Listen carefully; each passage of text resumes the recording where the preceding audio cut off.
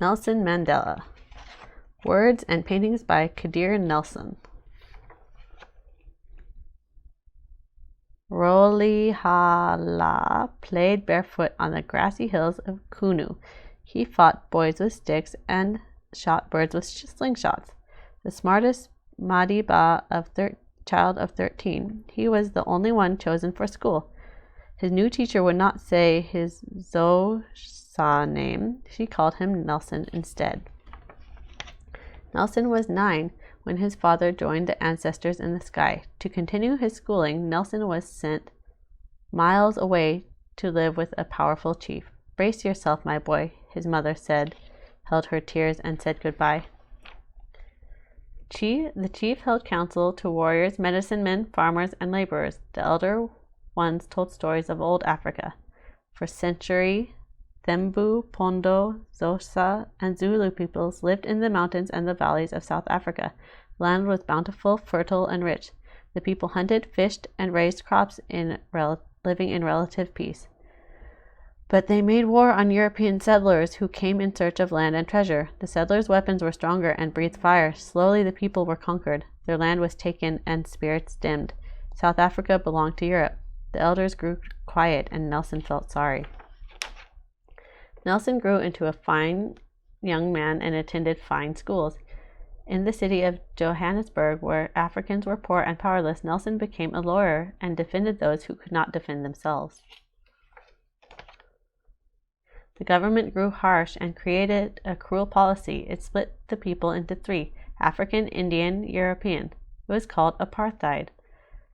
The people were set apart: European only beaches, European only parks, European only theaters, and the people protested. Nelson rallied to fight apartheid. "We must win back Africa," he told them. "South Africa is for all South Africans." "Mandela," he shouted. Don't know how to say that. "Nguwethu," they responded. Power to the people, and the people loved him.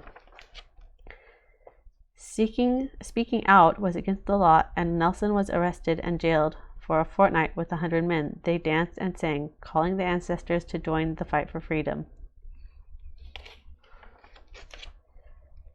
The ancestors sent their daughter, Winnie, to stand next to Nelson. They found love and married and welcomed children into the world. Together they stood and fought apartheid.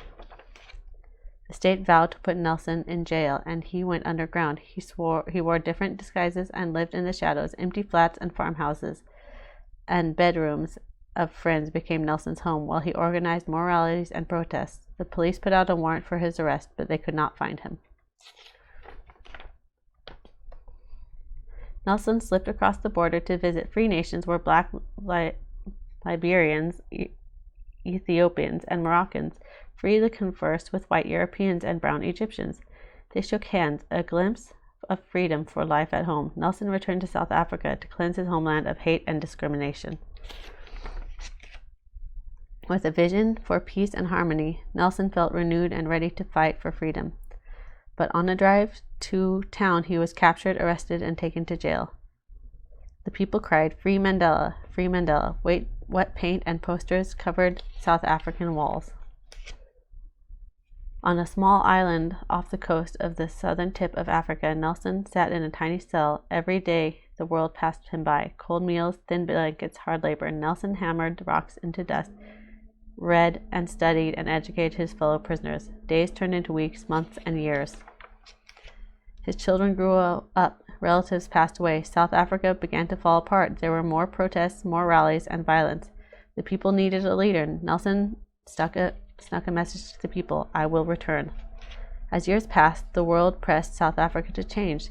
The new president agreed, and European-only signs came down. Beaches, parks, and theaters were opened.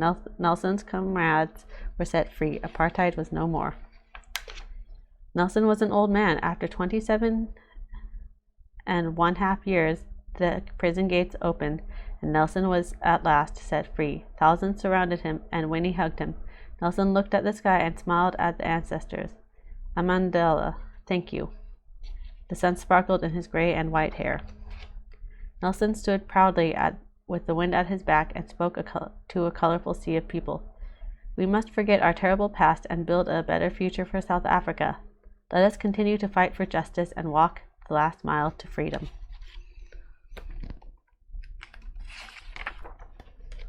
Millions were given the vote and elected Nelson Mandela as their new leader. South Africa was free at last and finally at peace. The ancestors, the people, and the world celebrated.